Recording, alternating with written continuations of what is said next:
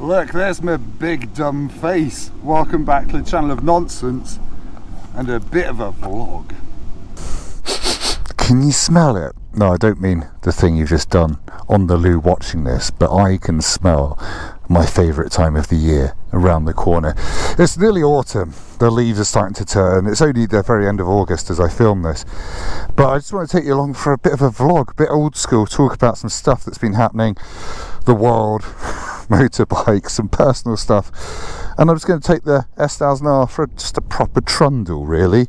So excuse the outfit, I'm wearing an adventure jacket with leather gloves and just Kevlar jeans. I need to go get some petrol as well from Waitrose, because theirs tastes the nicest, frankly. Anyway, there's a train going through my vineyard. It's nice that I let the railways run through here back in the 1800s. But no, in all seriousness, I appreciate every one of you that's been watching the channel this year. And if you're unfamiliar, this is Denbies, which is England's largest single estate vineyard, which is about 2 minutes from my house, 15 minutes if you're walking. And it's you've probably gone past here if you're a biker in the south of England, because that's Box Hill straight ahead, one of the highest points in the south of England, and Riker's Motorbike Cafe is just up there as well. But I'm not going there today. I'm just going to go for a slow trundle through some of our little villages around here and just talk to you about life. This S1000R is going to feel very frustrated because it's not going to get much above 40 miles an hour today, I don't think. So if you're after a faster ride on this, watch the video I put up last weekend. But the reason I'm actually out riding now is because, despite the fact autumn is, well, I think it is in the waiting in the wings, the rest of this week is rain, so I can't really go out and film for the rest of this week. So finished work, just taking it for a little spin. But yeah, I've done a video about autumn before because in my mind it's one of the best seasons for biking, for a few reasons really. Summer, I'm always too busy to get out as much as I want on the bike, and it's also just, well, it's very hot, isn't it? There's some that runs very hot anyway. It's not always the best time to get out on a bike. And also, let's be honest, it's been 90% of the UK's biking population go out with their rusty skills from the previous summer and try and remember how to ride in perhaps not the most sensible way, which around here certainly gives bikers on the local Facebook page a fairly bad name. So autumn, I think it's still nice enough to ride. Stay there, everyone. But it's just a bit quieter in terms of motorcyclists. It's also just a nice time of year mentally as well. So I've spoken a bit about mental health bits and pieces in the past. I think, like all of us, I've certainly suffered with depression and anxiety a lot, all my life basically, since I was a teenager. But in my mind, there's something about autumn that's really regenerative. You kind of feel like the summer has left us and there's a new year waiting in the wings. Not that I believe in all that, oh, it's a new year, life's going to suddenly be amazing. But something about autumn just feels like a sort of reflective time, and every October it's my birthday and I tend to go away with the family somewhere like the Black Forest or Germany to go and enjoy some orange leaves and walks in the hills, and we'll be doing that again this year, possibly to Luxembourg, and that's always just a really nice time.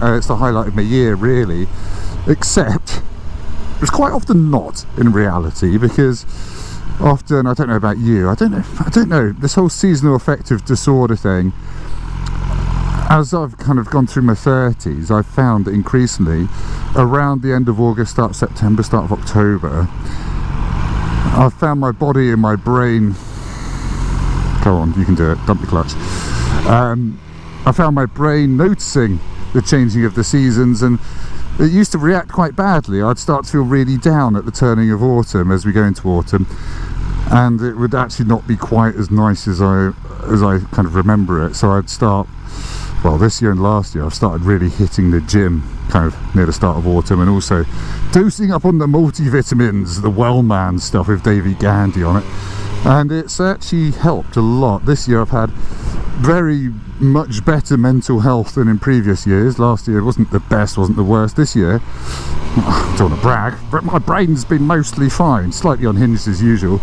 and obviously that's entirely down to buying a Yamaha Tenere 700. I'm obviously joking, but this year for me in biking has been one of the most memorable and most fun that I've had in 17 years of riding motorbikes. And a lot of that is down to doing something different, down to doing some green lanes as often as I can, doing that tour around France, planning another one. And it's really just that whole why didn't I do this sooner thing.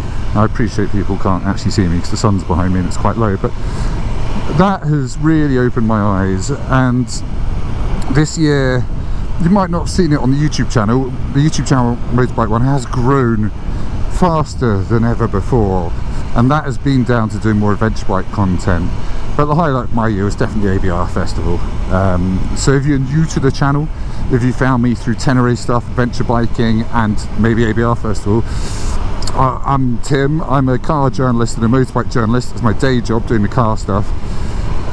So the reviews that I do are kind of critical, unbiased, blah blah blah, and hopefully with a bit of humour.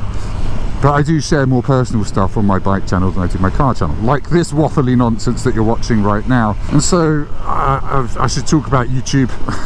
I guess YouTube, I have 2 channels, as I've said, and every year when the car channel dies off a bit, the motorbike channel picks up, and vice versa. And weirdly, the summer motorbike channel always does really badly for me, but I think that's because people are quite rightly not watching YouTube. They're out there living it for real life and riding their bikes, and it picks up again in winter, certainly with the influx of new bikes and first rides and all that stuff. So that's understandable. Would I ever go full-time on YouTube? Someone asked me this at ABR Festival, but I'll repeat this now rather than being on stage.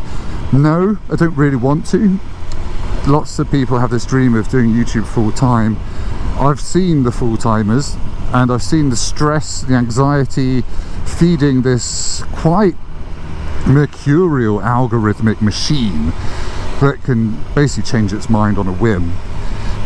And I don't really want to put my entire livelihood on the line for that, and they end up hiring editors, hiring managers, and having 2 or 3 people on the payroll to run a big channel, and then that's a lot of stress, being responsible for people's livelihood, and that's not really my idea. I can barely manage my own finances, let alone everyone else's. So no, I have no plans to go full-time at the moment. It's not really viable. So combined, my motorbike channel, my car channel have about 70,000 subscribers, and in a good month on both channels combined, they will pull in about a quarter of a Honda CV1000 Hornet SP in a good month. In most average months it's quite a bit less, and it can fluctuate. And frankly, this is going to sound massively wanky. I live in Surrey. My mortgage is £2,000 a month, and it's like I've got children and everything else, so I need a day job, which is what I've currently have. Very fortunate to work for Motorpoint and doing all their YouTube stuff as well. A 3rd YouTube channel that I'm stupidly responsible for. So no, YouTube, I don't think it's worth the stress of going full time. I know, you know, Lamb Chops, I haven't really spoken to him much this year, but I know that he's always debating it. He put those blogs out last year debating taking early redundancy. I don't think he's done it.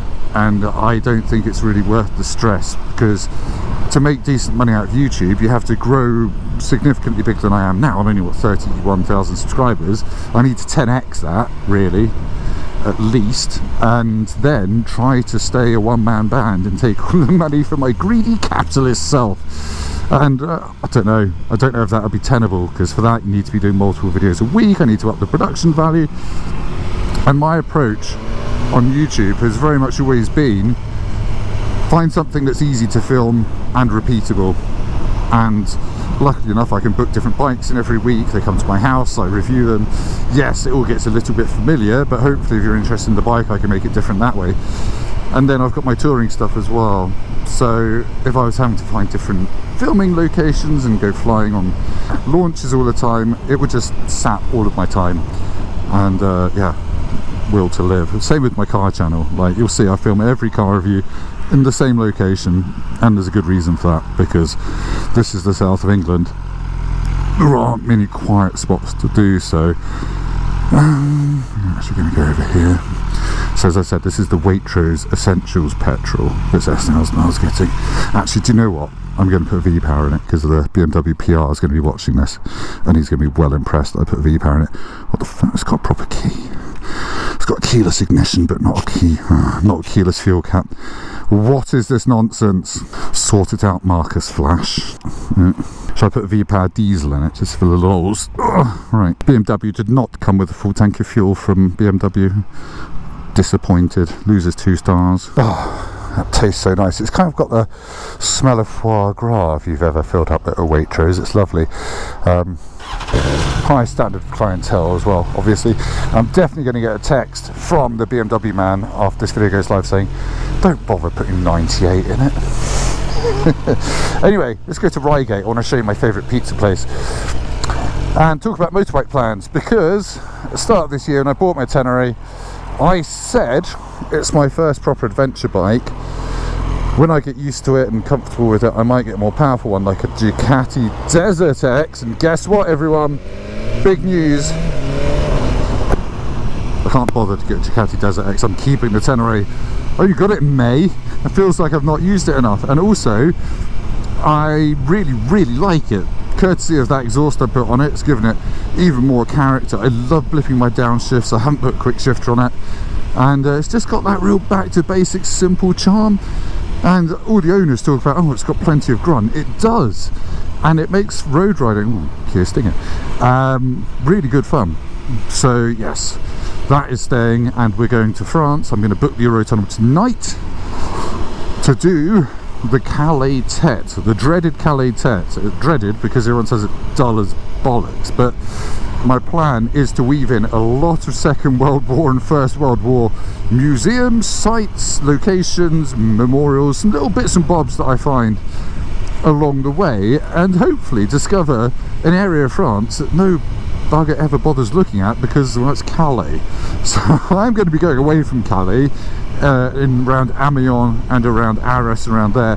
So that is the plan. I've just ordered First World War Battlefield guidebook, which I'm very excited about kind of stealing bits from to put on YouTube. I think the woman that wrote it in the 1940s and is now dead, so hopefully that's okay. And yeah, just see what we can find, because I know it's going to be an adventure, and apparently that bit of the Tete is best for novices. I'm a novice, I'm taking a novice with me. I think we're still going to have a great time. And I actually just spent a week and a half camping in France with the family in my car, and I'm getting old. I really like France. When I was younger in my 20s, I always wanted to get to Germany, to Austria, to Italy, and France was always slightly c'est pas mal. But now I think as you get through your 30s, things change, don't they? You start thinking the Porsche 911 is interesting, and you start liking France. So there we go, I'm at that stage in my life. I actually turned 40 in 2 months, which is unbelievable for me because I'm still 21 in my head. I'm getting married in a couple of years. That's possibly news to everyone.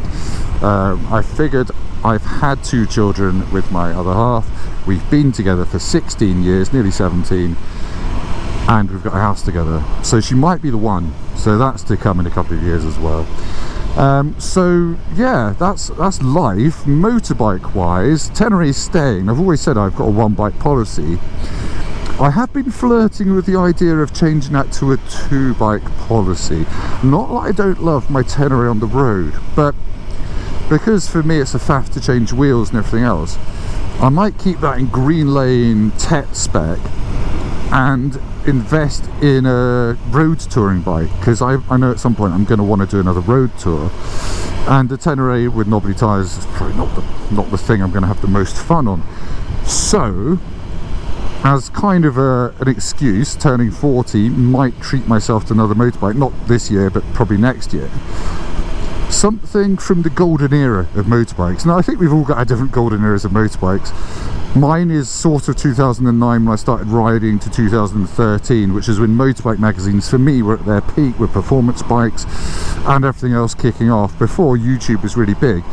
I used to lust after things like Ducati 1198 SPs with the aluminium stripe on the tank.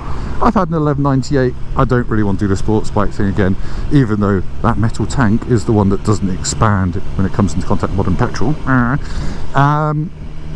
KTM 990 SMT is quite high up my list. I was having a chat on Instagram DMs with John Hogan, used to run Superbike. That really, I do want to try a KTM of that era. Like everyone says get a 950, it's got carbs. I can't do mechanical stuff. Carbs slightly worry me a bit because I don't know what I'm doing and I've never owned a carbed bike in my life. So 990 for me would be where it's at. Has anyone here watching this owned a KTM 990, especially the SMT, and was it as fun as I think it is for touring? Because in my head that looks mega fun. I've also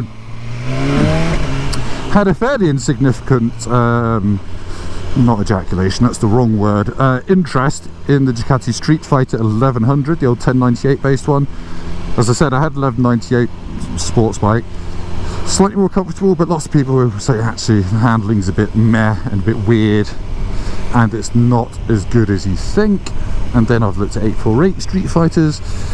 I don't know, there's just something around that sort of turn of the decade era of bikes that intrigues me. And yeah, if I do get a second bike, maybe I could dump my Tenere at Baron von Grumble's storage unit for a while. I don't know, just thoughts, thinking out loud.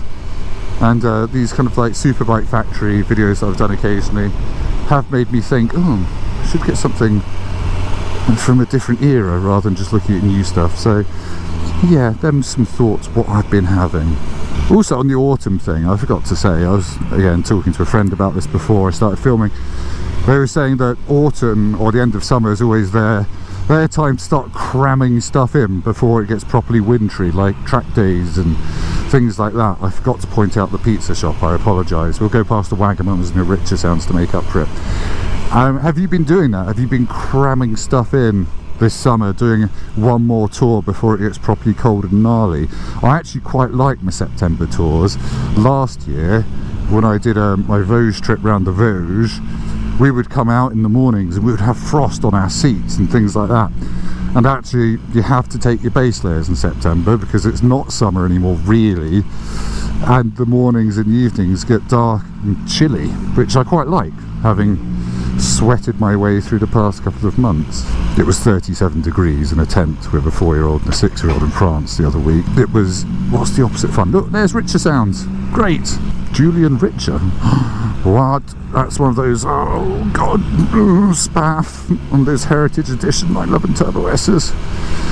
Sorry, I said spaff. Getting back to the mental health thing, sorry, I realised this vlog is slightly all over the place thematically. I'm actually quite surprised my mental health has been okay this year. In my personal life, yeah, absolutely fine, everything's been okay. But the world is mad, isn't it, at the moment? It feels like every week there's a race to be madder than the week before. Whether it's the taco man in America, or like people, usually racist people, tying flags to lampposts and doing it upside down, inevitably, over here. I don't know, it all just seems a bit weird, like we're all being wound up, divided, and I don't know. I keep seeing a meme on the internet about how in the 90s the computer and the internet was in a room and you could close that room and leave it and it didn't follow you around in your pocket. That's the life I want for my kids, absolutely want for my kids. I saw an interview weirdly on Instagram again with Robbie Williams the other day saying how he's refusing to let his 12-year-old son have a phone because it's like a cancer in his pocket. And I'm like, yes, Robbie Williams, I might not agree with all of your songs. Angels was a banger, but I 100% agree with that. Oh, nice Volkswagen Touareg. I used to have one of those. Obviously I didn't buy it, I'm not a rich person.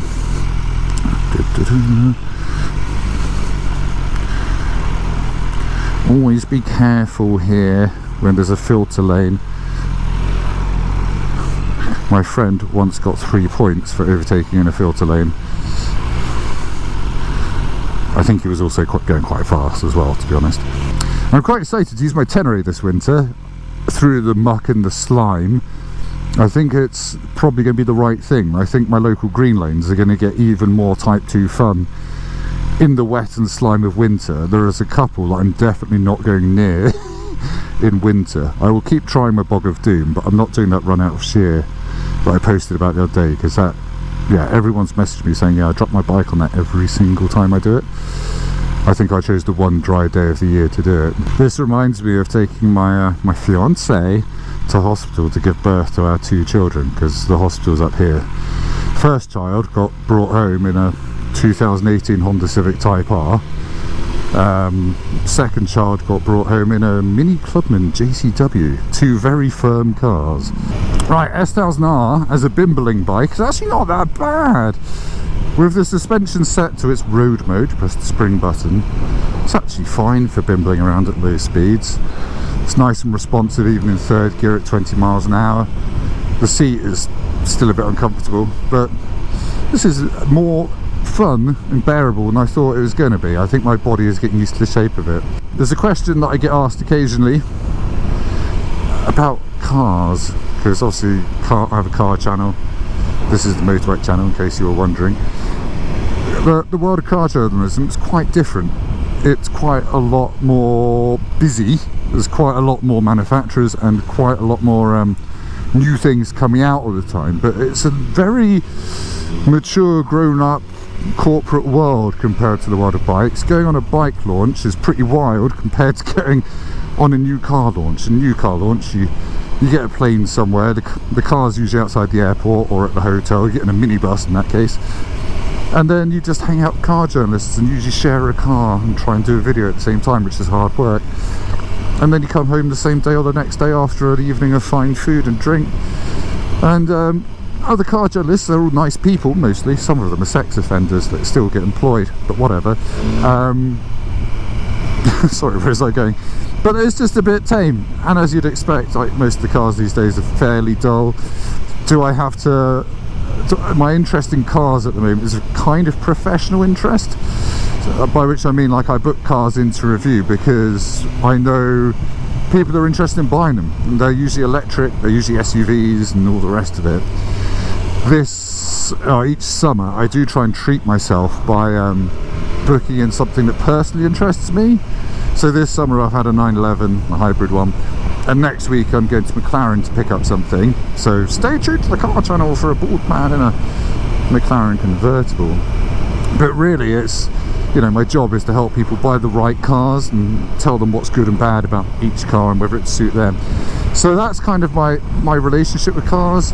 I haven't owned many cars. I want to, again, big birthday. Once I've paid for a wedding and stuff, I do want to look into owning something a bit more exotic than my Honda Jazz. I say I own a Honda Jazz, it does about 40 miles a year. So yeah, still want an Audi R8, V8 manual, and or a Porsche of some descripzione. But yes, motorbikes is definitely a more interesting industry for me, despite the fact that people who are only in the motorbike industry decry how it's getting Euro 7'd in the face and all the rest of it, and it's becoming increasingly boring. For me, this is not boring. This is 170 horsepower. Obviously I'm not using them because, well, I kind of want to keep my license. I have never been up Flanchford Road. Let's go and check it out. Oh, ooh, that's fast. But yeah, I still love all the advances each year. I still get excited when it's EICMA, when it's new bikes being announced, whether it's something mid-rangey or top-endy. I think about, oh, would I have that of my own money? And quite often the answer is yes. So I've got no idea what's coming in the next couple of months in the motorbike world. I think we're finally going to get the KTM 1390 Super Adventure, which was announced about 20,000 like ice ages ago, but obviously their factory's been shut, so they've not actually made any yet, so that's coming.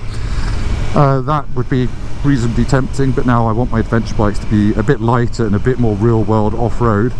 And I don't know what BMW or Ducati or anyone else are up to. I don't get any advance notice of these cars. If you see me do a news video, that's because I very quickly run upstairs with a camera and sat in my daughter's bedroom to tell you about it.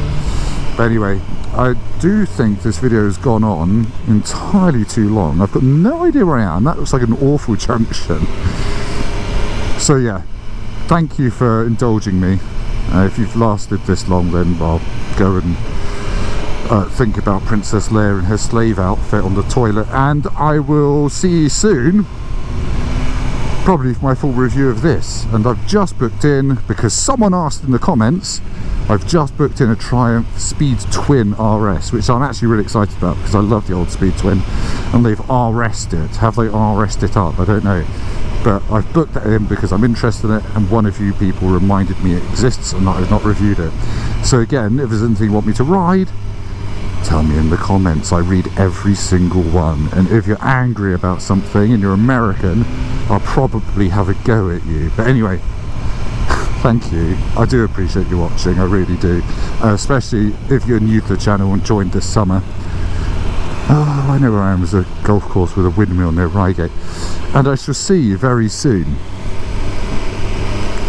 Oh, there's the NEC coming up as well. That's what autumn reminds me of, having to drive to Birmingham in the rain. Well, I don't think I'm going this year. I haven't got enough time off work.